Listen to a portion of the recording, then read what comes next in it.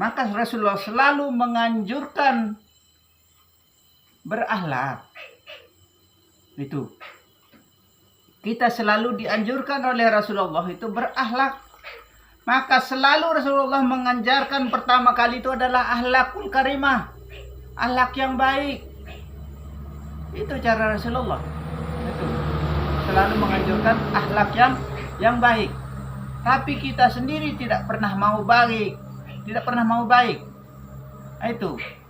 Mencuri, merampok, merampas, mencopet dan lain sebagainya, menyakiti perasaan orang lain.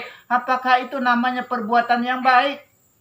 Pantas Rasulullah mengatakan ya, sebaik-baik manusia apabila manusia itu selalu baik kepada sesama manusia. Ini kata Rasulullah. Makanya kalau bisa sih kita harus selalu berbuat baik. Sedikit tidaknya kita ikutilah sifat-sifat Rasulullah, cara-cara Rasulullah. Kita harus ikuti. Jangan kita merasa gagah, merasa kuasa, merasa benar, merasa segala-galanya. Merasa pintar, merasa paling alim, merasa paling sok bertitel, sok segala-galanya. Jangan kita seperti itu, insya Allah. Karena semua itu akan menghancurkan kita. Perbuatan-perbuatan yang tidak baik, maka hindarilah perbuatan-perbuatan yang kurang baik dan jalankanlah apa yang telah diperintahkan oleh Allah Subhanahu wa taala. Itu apa yang diperintahkan, kita suruh sholat, suruh puasa, berzakat. Ini cara syariat, ini juga cara tarekat, juga cara hakikat, juga cara marifat. Nah itu, karena antara syariat, tarekat, hakikat, dan marifat itu tidak akan pernah bisa terpisah-pisahkan. Jangan membeda-bedakan diri, oh saya orang syariat, oh saya orang tarekat, oh saya orang hakikat, oh saya orang marifat. Nah ini yang membuat kita berkelompok-berkelompok, padahal satu di dalam agama ini. Tingkatan agama itu adalah yang sebenarnya syariat harus dijalankan, tarekat harus dijalankan, hakikat harus dijalankan, makrifat harus dijalankan, musyahadah harus dijalankan, mukasafah harus dijalankan, mahabbah harus dijalankan. Ini cara yang benar. Itu cara kita mempelajari ilmu, supaya kita tahu ilmu, tahu pemahaman, tahu yang sebenarnya. Akhirnya kita punya filter untuk menyaring, dalam artinya mana yang baik, mana yang buruk. Ambillah yang baiknya, buanglah yang buruknya. Seperti itu cara kita. Gunakanlah dalil akal, pakai dalil nakli. Otak kita itu kita gunakan. Karena otak kita ini ada pemikiran. Itu. Sama dengan apa yang saya ungkapkan di sini. Kalau kira-kira tidak baik, buang saja. Tidak usah pakai, begitu. Kalau kira-kira yang baik, ambil. Begitu. Cuma itu. Tidak ada ilmu itu yang salah. Tidak ada, ilmu itu tidak baik. Ilmu itu baik, tapi pemahaman kita sampai di mana? Ini yang perlu. Kita kadang-kadang ada salah cara menafsirkan. Ada yang salah cara pemahaman. Ini yang bikin kita keliru. Nah itu. Karena salah huruf, salah ucapan, salah arti. Maka Al-Quranul Karim tidak boleh dirubah-rubah. Itu. Maka ditulis oleh Umar, Utsman, Umar bin Affan, Zaid dan bin Zabit. Al-Quran itu pakai ujung pisau di daun lontar. Itu maksudnya, karena belum ada pabrik buku waktu itu ya. Maksudnya supaya tidak berubah arti dan tidak berubah bacaan. Tapi ingat, di dalam Al-Quran itu banyak rahasia-rahasia yang terkandung di dalamnya. Banyak rahasia Allah terkandung di dalamnya. Yang tidak bisa dipahami oleh semua orang, oleh sembarang orang. Kecuali oleh orang-orang yang merapat kepada Allah. Orang yang meripate katanya, pandangannya katanya orang Jawa itu. Meripate katanya orang-orang tua Jawa ya. Maksudnya pandangan, tapi diartikan ke zahir, jadinya mata. Itu, meripate katanya kita artikan mata. Padahal yang dimaksudkan oleh orang-orang tua dulu itu, kalau orang tua-tua Jawa itu, kalau dia mengatakan meripate itu, pandangannya itu maksudnya. Maka makrifat itu adanya di pandangan, yaitu pandangan Allah. Itu ya disebut dengan makrifatullah, sehingga kita bisa mengenal Allah melalui pandangan. Itu melalui pandangan ini, melalui cahaya pandangan ini. Tuh, cahaya pandangan ini yang sangat besar, lebih besar bahkan dari cahaya matahari surya yang besar itu. Itu. Surya yang besar itu adalah lebih besar cahaya pandangan Allah yang ada pada diri kita ini. Itu. Seperti itu sebenarnya. Maka pantas sesepuh-sesepuh kita Jawa terdahulu mengatakan meripate. Iling le, iling meripate, ingat pandangannya. Iling le, nyebut le, nyebut di dalam batin, bukan nyebut pakai mulut, begitu. Sesepuh-sesepuh kita Jawa itu iling le. Nah, kita selalu diingatkan. Nah, seperti itu. Tapi kita salah cara mengartikan, dalam arti kebanyakan kita larikan ke zahir, kita larikan keluar. Akhirnya kekeliruan terjadi. Nah, inilah kesalahpahaman kita, karena kita semua itu kita larikan ke zahir. Karena diri zahir ini bikin kita keliru, menjadi dua lah. Iya, antara kalau masih ada zahir, masih ada batin, berarti masih dua kita. Nah, sekarang hilangkanlah zahir supaya menjadi batin. Hilangkanlah luar supaya menjadi dalam. Rahman dan Rahim memang sudah ditentukan oleh Allah. Ada Rahman dan ada Rahim, luar dan dalam. Tapi sekarang yang luar ini satukan menjadi satu di dalam yang dalam.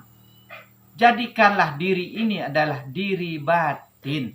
Begitu maksudnya. Demikianlah uraian kalimah la ilaha illallah sebagai pokok kebenaran dan menjadi titik permulaan untuk menyelidiki cabang-cabang ilmu pengetahuan. Itu. Saya ulang ya. Demikianlah uraian kalimah la ilaha illallah supaya tetap menjadi satu di dalam Allah sebagai pokok kebenaran dan menjadi titik permulaan untuk menyelidiki cabang-cabang ilmu pengetahuan. Itu. Makanya kita itu harus benar-benar mentauhidkan menjadi satu, la ilaha illallah. Tidak Tuhan, hanya Allah. Tiada yang ada kecuali Allah. Begitu. Takarub illallah.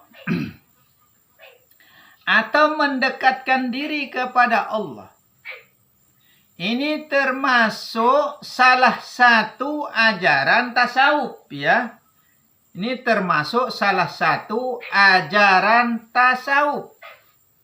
Takarub ilallah itu. Kita mendekatkan diri kepada Allah.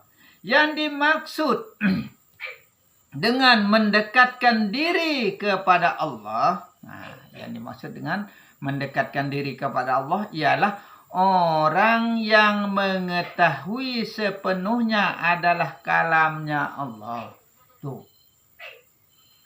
Takarub ilallah itu adalah orang yang mengetahui sepenuhnya adalah kalamnya Allah. Sifat 20. Tetap lari ke sifat 20. Biar bagaimanapun. Tetap dia kembali ke sifat 20. Nah itu. Orang yang mengetahui sepenuhnya adalah kalamnya Allah. Maka yang berkalam-kalam ini adalah Allah. Yang berbunyi-bunyi ini adalah bunyinya Allah. Yang berupa-rupa ini adalah rupanya Allah. Yang berwujud-wujud ini adalah wujudnya Allah. Yang cantik itu adalah Allah. Yang ganteng itu adalah Allah. Itu. Yang baik juga Allah, yang buruk juga Allah. Apapun yang mau disebutkan, yang diungkapkan, semua itu adalah Allah maknanya. Itu artinya. Itu tauhidlah ia menjadi satu di dalam la ilaha illallah. Tiada Tuhan, yang ada hanyalah Allah. Begitu. Berarti hanya Allah saja tuh yang ada. Berarti tidak ada sudah alam ini. Lenyap jadi satu di dalam Allah. Tidak ada sudah diri ini.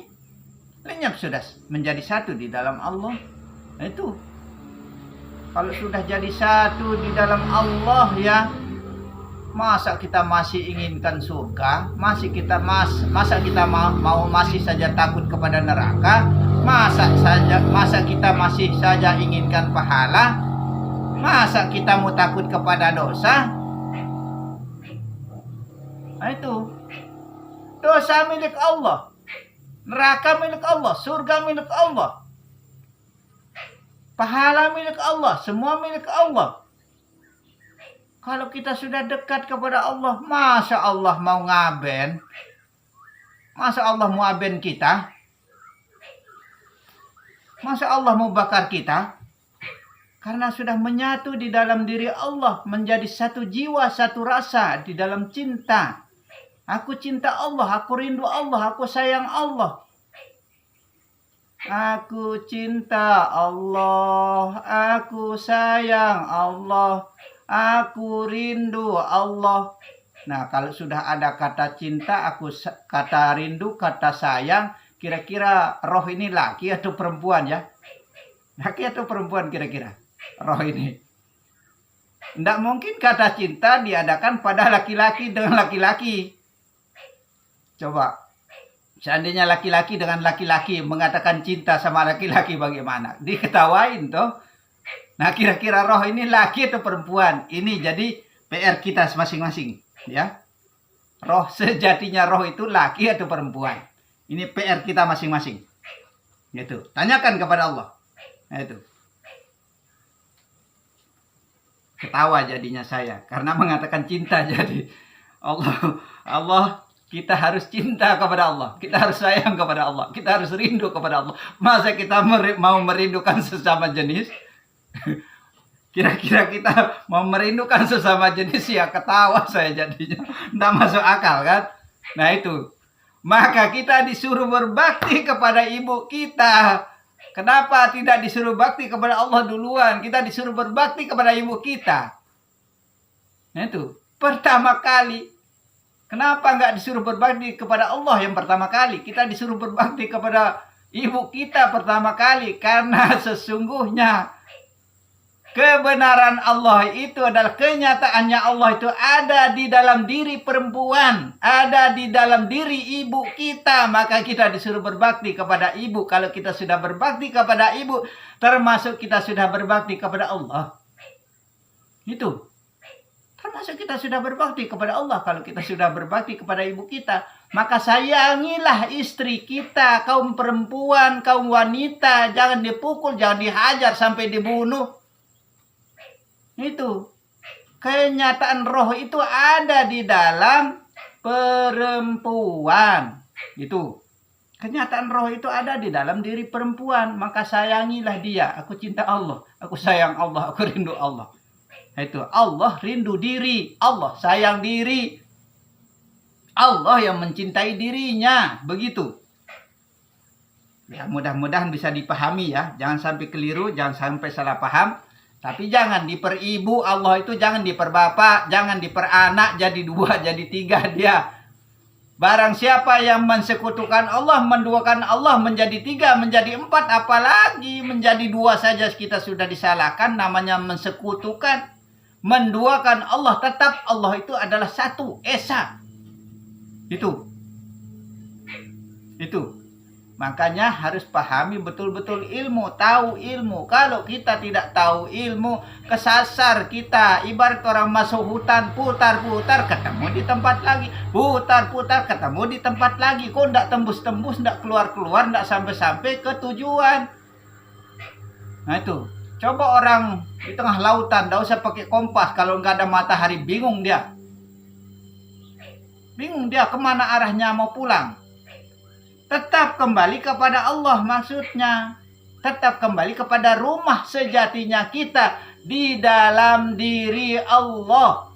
Bukan kita yang mengandungi Allah. Allah yang mengandungi kita. Dalam artinya Allah yang mengayomi kita. Bukan kita yang mengayomi Allah. Itu. Bukan kita yang mampu dan bisa beserta Allah. Allah menyertai dirinya di dalam diri manusia, di dalam ciptaannya. Itu maksudnya. Begitu. Itu harus kita bisa pahami. Muraqabah adalah orang yang yakin bahwa sepenuh hatinya selalu diawasi oleh Allah. Itu. Kita itu selalu diawasi oleh Allah. Kenapa dikatakan kita selalu diawasi? Karena hidup ini hidup dia yang kita pakai. Minjem kita. Itu. Pandangan ini pandangan dia yang kita pakai. Ya tahulah dia. Cara ini caranya dia. Caranya Allah yang kita pakai. Minjem kita. Kembalikan. Jangan mau memiliki. Tahu diri minjam mau memiliki. Yang nggak mau dikembalikan, nggak mau diantar. Ya Allah marahlah kepada kita. Maka itulah yang akan dipertanyakan oleh Allah. Itulah yang akan dihisab, dia akan diadili oleh Allah. Maka kita dipanggil di akhirat nanti. Hai orang-orang yang beriman. Ini panggilan Allah nanti. Tak seorang pun yang mampu berkata-kata kecuali orang-orang yang diredoi oleh Allah. Siapa yang diredoi oleh Allah? Orang yang redo, yang pasrah, yang serah sembah kepada Allah. Dia sudah orang yang beriman, berarti dia sudah mampu berkata-kata dari dunia ini sampai di akhirat nanti. Ini kita sudah diberi minjam segala-galanya, mau memiliki, merasa diri kita yang punya semua. Kita yang punya roh, kita punya nyawa, kita punya hati, kita punya jasad, kita punya kebun, kita punya ini, itu, dan lain sebagainya. Semua bahkan ada yang ada di alam ini milik kita. Kita yang berkuasa jadinya. Memang kita yang ciptakan badan ini la haula wala dipakai kemana? Cuma sebatas lidah jadinya. Seperti itu. Makanya janganlah haula wala itu taruh di lidah saja. Kalau lidah ini bohong dia, maka dia akan dilipat nanti oleh Allah. Dikancing dia. Dikancing lidah ini oleh Allah. Tidak bisa berbicara dia. Maka semua anggota badan kita yang akan melapor. Saya yang ambil air wudhu katanya. Saya yang jalan ke masjid katanya. Saya yang sujud. Saya yang ruku. Saya yang iktidal, saya yang tahiyat, saya yang ini itu, laporan badan, lidah sudah terkancing. Karena pandai berbohong lidah ini, bersilat lidah dia selama hidup di dunia. Suka membohongi orang, suka membohongi cara mendapat rezeki dan lain sebagainya. Akhirnya sekalian dia dikancing di akhirat nanti. Tapi semua badan bisa melapor kepada Allah. Dia yang mengerjakan ibadah. Tapi toh juga tetap tidak ada pahala karena kekufuran kita selalu kita kufur kepada Allah. Namanya kufur itu orang yang tidak mau mengakui semua itu adalah milik Allah. Semua itu adalah kepunyaan Allah. Itu. Maka tidak diterima amalnya, puasa, zakat, dan lain sebagainya. Tidak diterima oleh Allah. Tapi anggapan kita, pahala kita sudah banyak, sudah besar, sebesar gunung Uhud. Kalau beruhud nanti Pulau Lombok penuh nanti. Tidak ada jalannya orang nanti dengan pahalanya. Nah itu. Ini kita kerjakan pahalanya sebesar gunung Uhud. Itu kita kerjakan pahalanya sebesar gunung Uhud. Setiap hari gunung Uhud. Tidak ada jalan manusia di Pulau Lombok. Apalagi Pulau Lombok kecil. Nah jangan sampai seperti itu. Kita hanya beranggapan saja. Kita hanya berandai-andai saja. Pahala kita besar. Pasrahkan semua kepada Allah. Maksudnya begitu. Jangan merasa diri memiliki pahala. Jangan merasa diri memiliki kebenaran. Jangan merasa diri memiliki segala-galanya. Jangan merasa diri sok memiliki surga itu, sok mendapatkan surga itu. Jangan merasa diri tidak akan masuk neraka karena kita sudah alim, ibaratnya. Kita tidak sadar diri bahwa setiap hari diambil oleh Allah. Kenapa diambil pahala kita, amalan kita? Karena kekufuran kita. Kita selalu menganggap diri kita yang bisa, yang mampu melakukan segala hal. Tidak sadar diri la haula wala yang ada pada dirinya. Itu.